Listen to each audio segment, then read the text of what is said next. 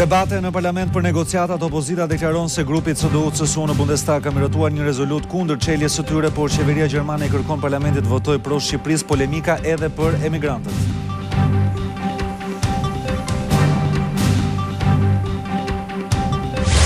Austria i kërkon edhe Italisë të mbështes planin e saj për ngritjen e kampeve të refugjatëve në Ballkan, duke u premtuar vendeve të rajonit afrimin me Bashkimin Evropian. Plani mbështetet nga Holanda dhe Danimarka.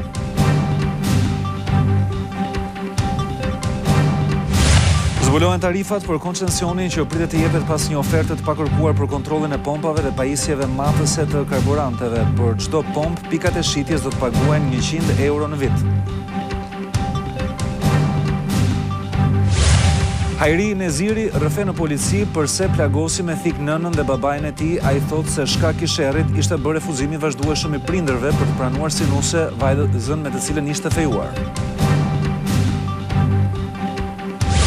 Presidenti Trump ka anulluar vendimin për ndarjen e familjeve të emigrantëve të palishëm nga fëmijët e tyre. Ai u tërhoq pas publikimit të disa regjistrimeve ku dëgjoheshin të qarat e fëmijëve që ndaheshin nga prindrit në kufi. Shpërthejnë polemikat e para në botrorin e Rusisë, edhe pse mendim të gjykimit është vënë teknologjia, futbollistët e Marokut akuzojnë gjyqtarin e ndeshjes me Portugalinë se ishte fan si Cristiano Ronaldos.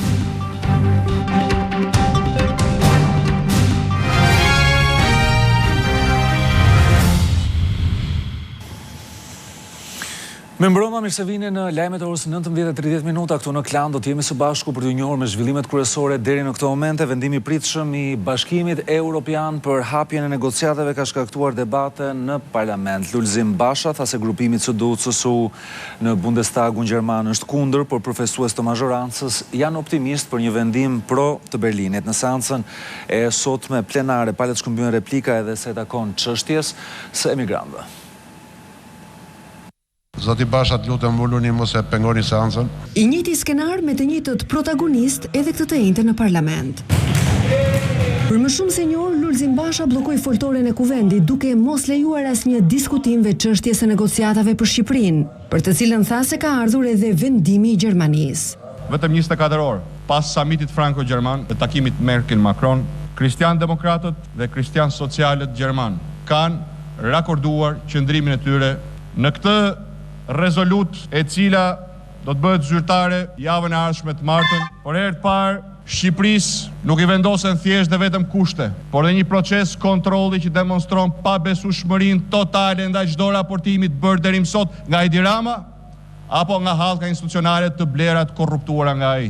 Replikën në vend të kryeministrit ia ktheu Tauland Balla, i cili kishte një lexim krejt ndryshe nga i kreu të opozitës. Qoftë qeveria e koalicionit madh CDU, CSU, SPD dhe qoftë Bundestagu Gjerman, ku përveç partive në koalicion, ka dhe partit të tjera që janë në opozit, mbështesin tërësisht hapjen e negociatave dhe t'jenit sigurt që qeveria gjermane është promotorja e një mbështetje të madhe të Shqipërisë në samitin e 28 qershorit. Ndonë se vendimin e Berlinit e cilësoi një lajm të keq për shqiptarët, vetes u mundua të njihte jo pak merita në pozicionin e lobuesit në këtë proces. Kjo deklaratë që shkaktoi të qeshura në radhët e majorancës u pasua me të tjera akuza nga Lulzim Basha. Vendimi mund kishte qenë shumë më i keq, po mos kishte qenë për insistimin ton si opozit. Shikoni si zgërdhien. Njëri prej atyre që zgërdhiet më shumë ka qenë Gjermani para 3 ditësh dhe ka porositur një Toyota Yaris, po ta kanë zbuluar Toyotën, o zgërdhimtar, bashkë me 1.5 milion euro drogës brenda. Vazhdo qesh, do shikosh se çfarë do të tunden para hundës shumë shpejt. Tauland Balla përgjigjen ia dha jashtë kuvendit. Së fundmi në Gjermani nga deputet kuvendit Shqipërisë, unë di që kanë qenë Sali Berisha, nëse Saliu ka qenë me drogë në Toyota Yaris dhe ka parë Lulzimi, kjo është çështje e brendshme e Partisë Demokratike në kuadër të dueleve ndoshta ende të fshehura për leadership në Partisë Demokratike. Përplasjet për negociatat u pasuan nga ato për emigrantët. 500.000 shqiptar i çojë refugjat, por është gati të marrë 600.000 sirian. Se kampet e refugjatëve janë tendera. Nuk ka asnjë plan, nuk ka asnjë negociat dhe Shqipëria do të mbajë përgjegjësi për aq sa ka këllqet e veta për të ju përgjigjur një solidariteti mbar europian në adresimin e kësaj çështje. Në mungesë të një seance normale dhe bllokimit të foltores nga kreu i opozitës, edhe këtë të njëjtë projekt ligjet që ishin në rend të ditës kaluan për votim vetëm me votat e majorancës. Qeveria federale e Gjermanisë ka miratuar tekstin që do t'i dërgojë Bundestagut për të votuar pro hapjes së negociatave me Shqipërinë burime diplomatike në Berlin, thanë për televizionin Klan se ky tekst është miratuar tashmë në qeveri. Rekomandimi do të votohet javën që vjen nga parlamenti. Mbështetjen e qeverisë gjermane e konfirmoi sot edhe ministri i jashtëm shqiptar Ditmir Bushati, ndërsa ministri i Brendshëm Fatmir Xhafaj u shpreh pas takimit në Berlin me homologun gjerman Horst Seehofer se Gjermania e mbështet integrimin e Shqipërisë në Bashkimin Evropian duke hapur dritën jeshile për negociatat. Në gjirin e vendeve antare të Bashkimit Evropian duket se ka një debat për çështjen e hapjes së negociatave me Shqipërinë dhe Maqedoninë. Presidenca bullgare ka konfirmuar se vendet që kundërshtojnë mbeten Franca dhe Hollanda. Do të ndjekim në vijim raportimin e gazetares Erisa Zygaj nga Brukseli. Hapja e negociatave të antarësimit të Shqipërisë në Bashkimin Evropian ka ngjallur debate në gjirin e shteteve anëtare të Bashkimit Evropian. Presidenca bullgare ka konfirmuar që qëndrimet janë të ndryshme dhe shtetet anëtare vazhdojnë të negociojnë për të gjetur një zgjidhje lidhur me Shqipërinë, por edhe me Maqedoninë. Franca është shteti që mbetet kategorikisht kundër hapjes së negociatave për Shqipërinë dhe Maqedoninë, por nuk bëhet fjalë për një qëndrim të përgjithshëm lidhur me procesin e zgjerimit. Por Franca konsideron se Shqipëria nuk i ka përmbushur 5 kushtet për hapjen e negociatave të antarësimit. Gjithashtu Holanda konsideron që Shqipëria nuk i ka përmbushur këto kushte dhe është në të njëjtin qëndrim me Francën kur bëhet fjalë për progres raportin e Komisionit Evropian.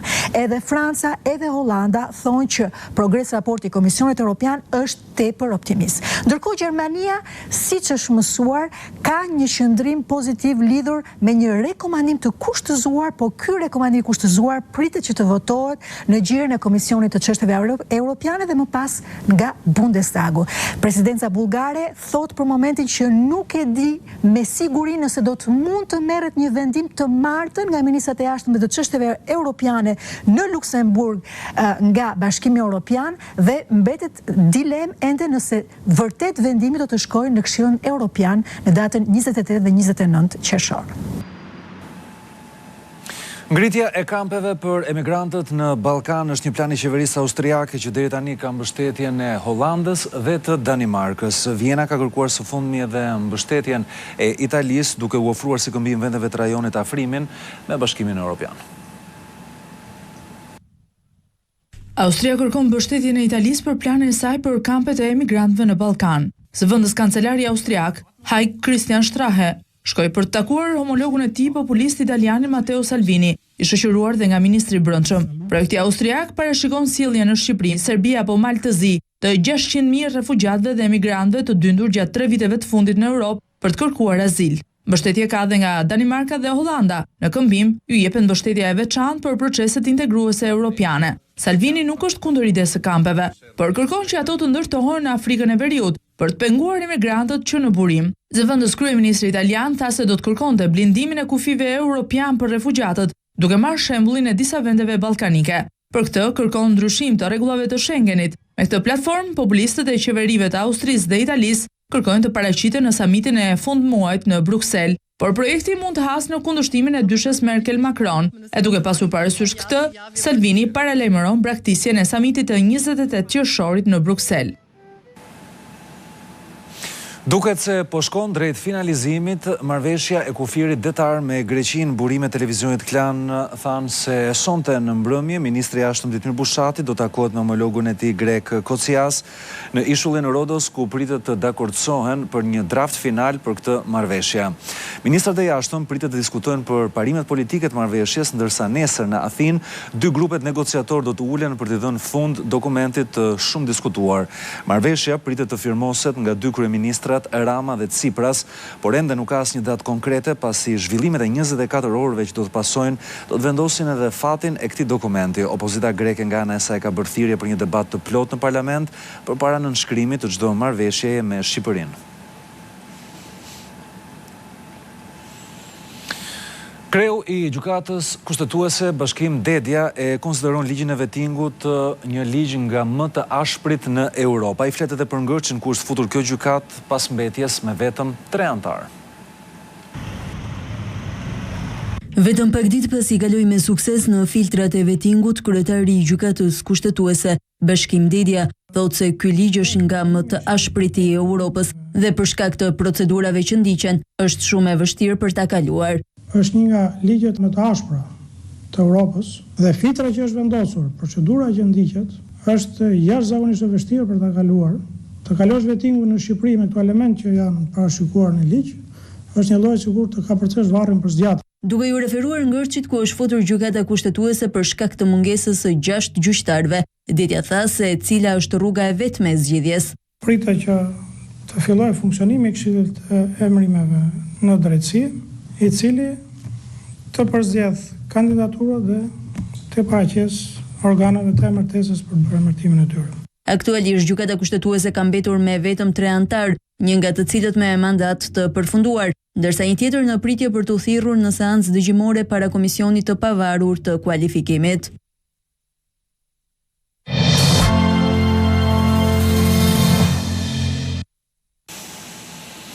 Janë zbuluar tarifat për koncesionin që pritet pas një oferte të pakërkuar për kontrollin e pompave dhe pajisjeve matëse të karburanteve. Për çdo pompë, pikat e shitjes do të paguajnë një shumë prej 100 eurosh në vit.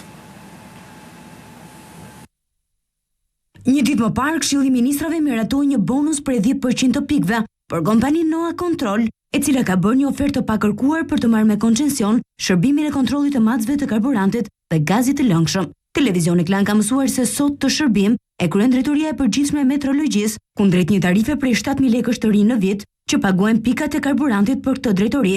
Të njëjtën ofertë ka bërë edhe kompania Noa Control, e cila propozon që kontrolli të bëhet me tarifën 50 euro për kolaudimin e një pajisjeje që ka pika e karburantit, ku në varësi të pikës që tregtohen lëndë hidrokarbure, varion të ketë 4 deri në 7 pompa. Kontrolli siç bëhet edhe sot do të jetë 2 herë në vit, por firma koncesionare ka propozuar që pas 2 vitesh kontrollet të reduktohen në 1 herë në vit dhe tarifa të jetë një mesatare e 2 shërbimeve.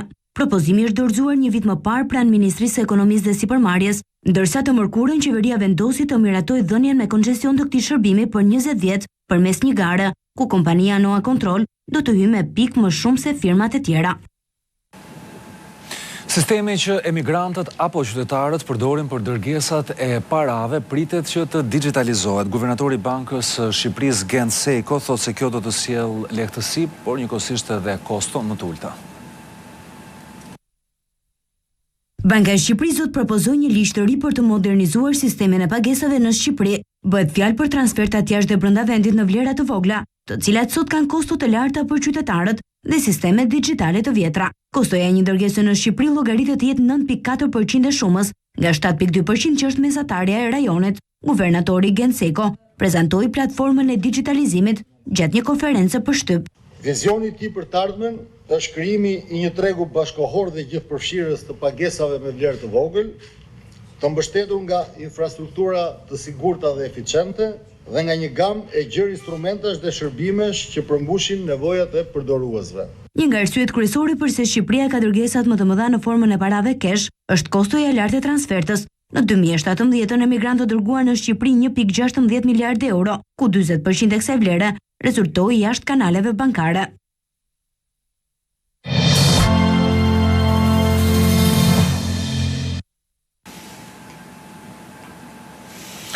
Ka rënë në duart e policisë britanike një rrjet shqiptarësh që trafikonin klandestin në Britaninë e Madhe. 11 persona kanë rënë pranga mes të cilëve edhe Alket Dauti, I cilësuar si kreu I grupit.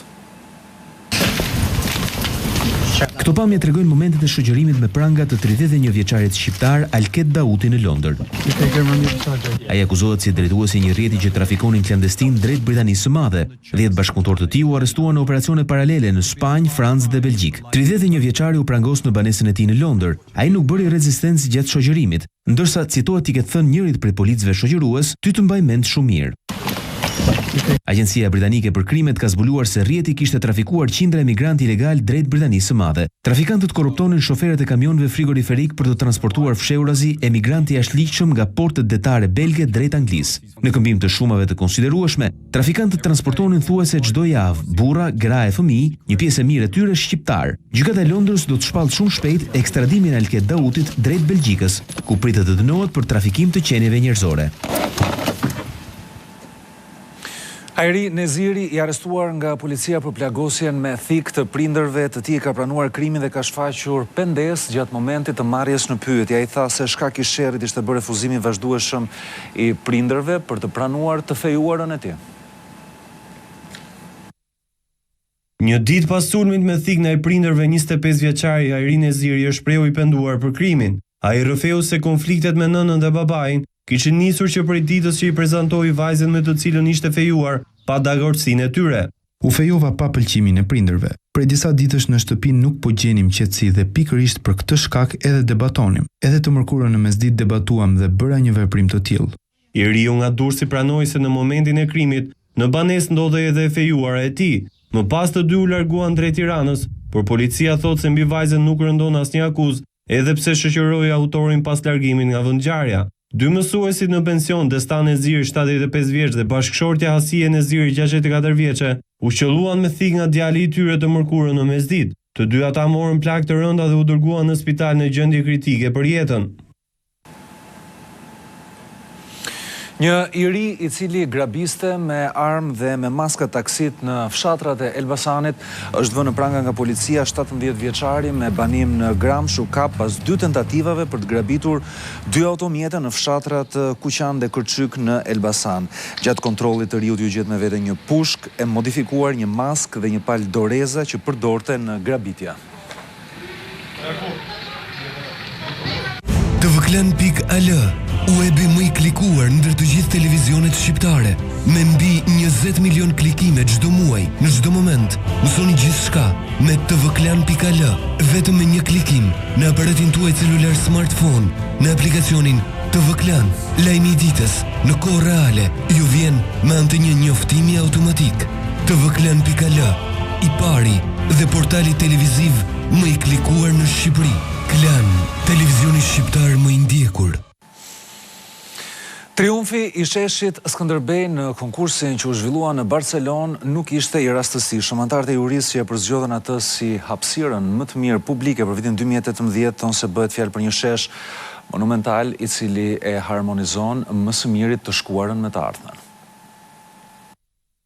Çmimi hapësira më e mirë publike për vitin 2018 për sheshin Skënderbej nuk ishte thjesht një vlerësim për pamjen e tij, që juria e konkursit europian e cilëson të pazakont, por dhe për historinë e transformimit që mbart për një vend komunist si Shqipëria. Të 4 kritikët europian që përbënin njohurinë e konkursit të Barcelonës japin vlerësim maksimal për sheshin Skënderbej si një projekt i guximshëm dhe madhështor njëkohësisht.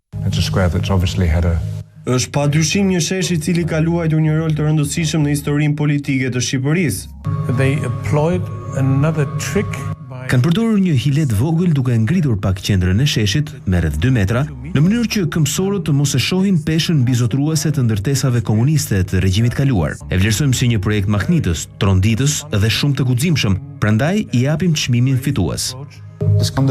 Sheshi Skënderbej në Tiranë është një nga projektet më emocionues në kandidaturat e këtij viti. Është një shesh i pazakont, një shesh monumental në të njëjtën kohë, thuajse rastësor, informal dhe çlodhës. Një vend i identitetit kombëtar, por i çliruar nga çdo ideologji, shumë i freskët, shumë kreativ. Sheshi Skënderbej u vlerësua si projekti më i mirë për vitin që lan pas, mes 279 projekteve nga 32 vende të ndryshme të Europës. 2 projekte të tjera që u renditën mes 25 finalistëve ishin dhe Lungomare e Vlorës dhe Shëtitoria e Himarës.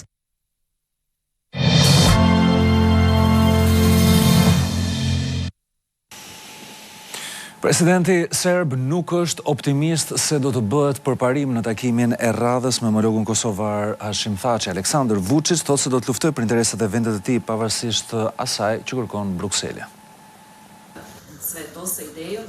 Presidenti serb Aleksandar Vučić ka thënë se në Bruksel do të shkojë për të parë se çfarë idesh ka, por ka telefonuar tek përfaqësuesit e BE-s për të thënë se nëse mendojnë se duhet shërbyer ideve pa kompromis të shqiptarëve, kjo nuk është e mundur. Fillimisht në mëngjes ka reaguar ndaj deklarimeve të presidentit kosovar Hashim Thaçi.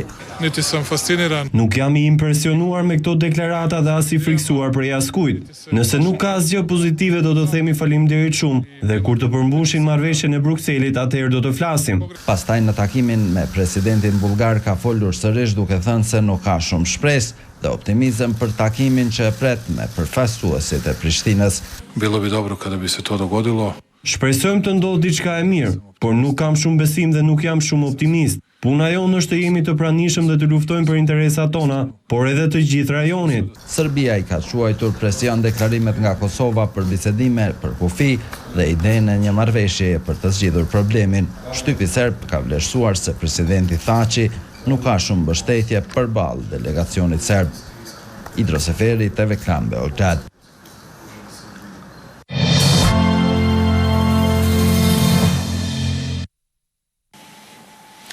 Familjet e emigrantëve të palishëm në kufijtë e Shteteve të Bashkuara kanë nisur që të ribashkohen. Presidenti Trump e ka rishikuar vendimin pas publikimit të disa audio regjistrimeve ku dëgjoheshin të qarat e fëmijëve që ndaheshin nga prindrit.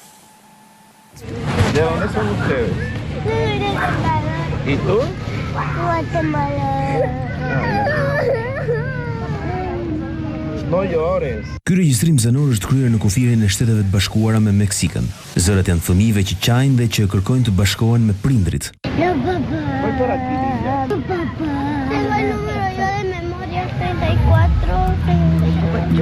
Ishte pikërisht publikimi i këtij materiali audio që detyroi presidentin amerikan Donald Trump të firmos të mërkurën urdhrin që lejon ribashkimin e fëmijëve me prindrit e tyre. Por ndonse vuri dorën në zemër, kreu i shtëpisë së bardhë tha se toleranca zero kundër migracionit ilegal do të vijojë në forma të tjera. Situata sensibilizoi opinionin publik që ngriti zërin në media kundër këtij vendimi, ndërto ishte edhe zonja e parë Melania Trump, e cila doli kundër urdhrit të bashkëshortit. Buj bëri edhe gazetaria Rachel Maddow, e cila u përlot në studio aqsa e pati të pamundur të vijonte transmetimin.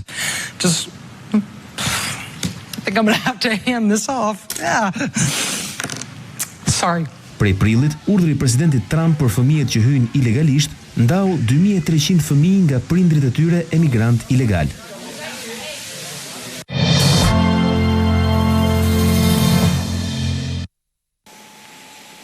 Në plazhin e Tales është rihapur qendra shëndetësore e cila do të funksionojë për periudhën e sezonit turistik. Këtë verë fluksi pushuesve pritet që të jetë më i madh. Më shumë se 20.000 pushues që pritet të vizitojnë këtë verë plazhin e Tales në Lezhë kanë bërë të domosdoshëm rihapjen e një qendre shëndetësore që do të funksionojë vetëm për sezonin turistik. Ne kemi hapur në qendrën aktuale të Shënkollit një shërbim vetëm për pushuesit dhe turistët e Tales, që nuk ka qenë më parë. Gjithashtu kemi vendosur që gjithashtu një autoambulance posaçme të qëndrojë në këtë qendër përgjatë gjithë bregdetit të Tales për të siguruar shërbim dhe kujdes shëndetësor për të gjitha ato rastet të urgjencave dhe apo emergjencave që mund të jenë përgjatë këtij sezoni turistik. Çdo qendër shëndetësore do të jetë furnizuar me të gjitha medikamentet bazë për çdo rast urgjence. Bregdeti i Tales do të nënshtrohet edhe procesit të dezinsektimit, i cili do të vazhdojë deri në muajin shtator.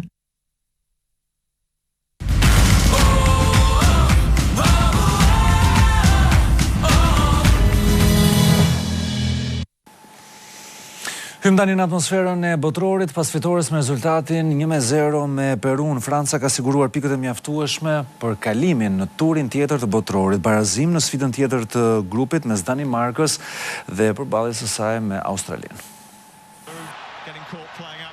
Franca është skuadra e radhës që kualifikohet në fazën pasardhëse të botrorit. Fitoria 1-0 me Peru në takimin e luajtur sot në Ekaterinburg u vendos me golin e Mbappé në pjesën e parë.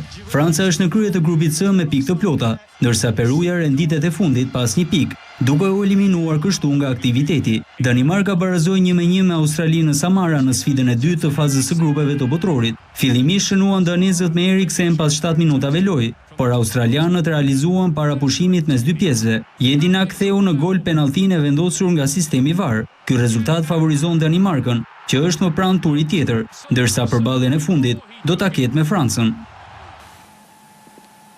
Argentina luan sonte me Kroacinë që mban kryesimin e grupit D, sytë të gjithëve do të jenë tek ylli Argentinas Lionel Messi. Çdo të bëjmë mbrëmjen e sotme Lionel Messi dhe Argentina përballë Kroacisë. Ballkanasit kryesojnë grupin ndërsa Argentina ka vetëm një pikë pas barazimit me Islandën. Pritshmëritë janë të mëdha ndaj tij aq më tepër që rivali në planin individual Cristiano Ronaldo i dha fitore në 2 takimet e para Portugalisë duke shënuar edhe 4 gola. Edhe Kroacia do të ketë vëmendjen tek Messi. Za Argentinë. Ai është një nga lojtarët më të mirë në botë. Çdo aksion, çdo sulm nis prej tij. Thuajse të gjitha rastet e tyre vijnë nga Messi dhe këmbët e tij. Kështu si të gjithë skuadrat e tjera ne do të fokusohemi tek ai.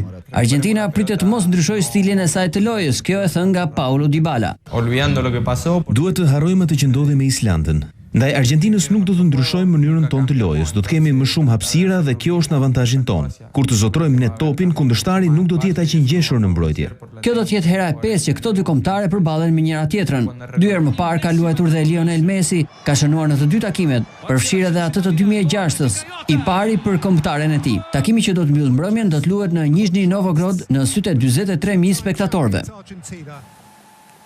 Te Lionel Messi duket se ka vuajtur debutimin e tij në këtë botror pasi e humbi një 11 metësh. Detaje për këtë ka treguar nëna e tij. Do jepja gjithçka që ky të jetë botrori i tij. Këto janë fjalët e nënës së Lionel Messit. Ajo dhe familjarët mbështesin yllin Argentinas, paraqitja e të cilit në këtë nisje të botrorit të shoqëruar me kritika. Ëndra e tij është ngrej kupën dhe të fitoj botrorin.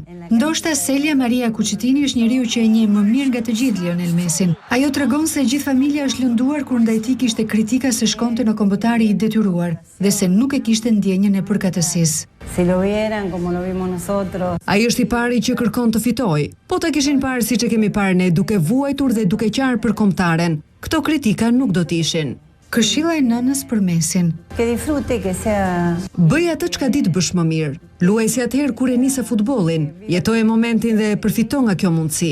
Nëse nga një anë kritikohet, janë të shumtë ata që e vlerësojnë, madje edhe rivalet më të ashpër. Sergio Ramos tha një ditë më parë se Lionel Messi është lojtari më i mirë Argentinas i të gjitha kohërave dhe se Maradona është vite dritë pas tij.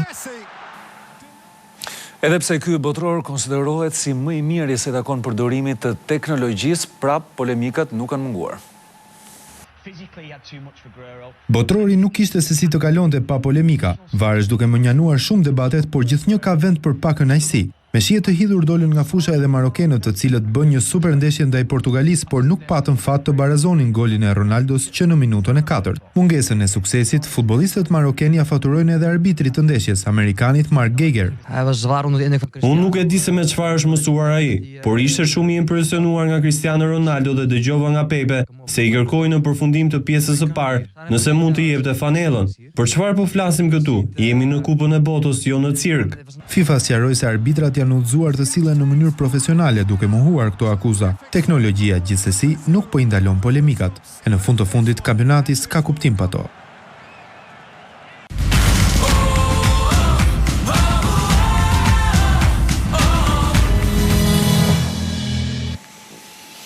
E lëm pas këtu botrorin dhe informacionit që lidhen me të flasim për Paul McCartney, ish solistin e grupit Beatles, i cili po bëhet gati për publikimin e 2 këngëve të reja. Egypt Station titulloi udhëtimi më i ri muzikor i Paul McCartney. Albumi i 17 për të si solist do të dalë në treg më 7 shtator, pas suksesit që pati në Njun në 2013, i cili arriti majat e klasifikimeve ndërkombëtare.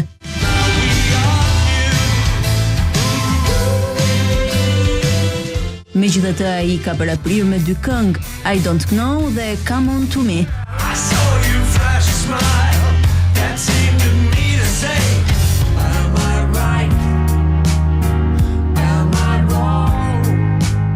McCartney për këtë album ka bashkëpunuar me Kanye West për disa këngë, por edhe me Foo Fighters, apo ish bashkëpunëtorin e tij Ringo Starr.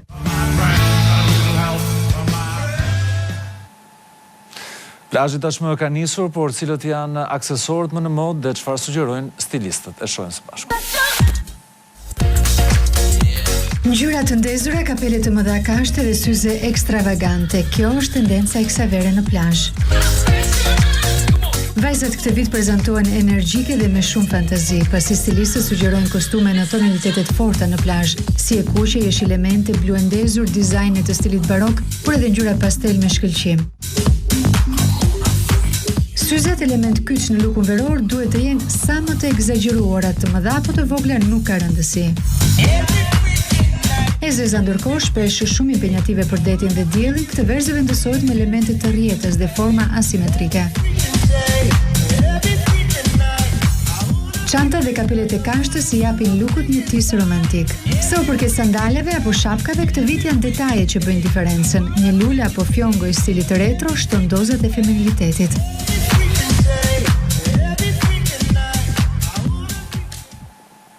Ishte gjithçka për këtë edicion informativ, qëndroni më tej me transmetimet tona në Klan, bashkë mirëpafshim.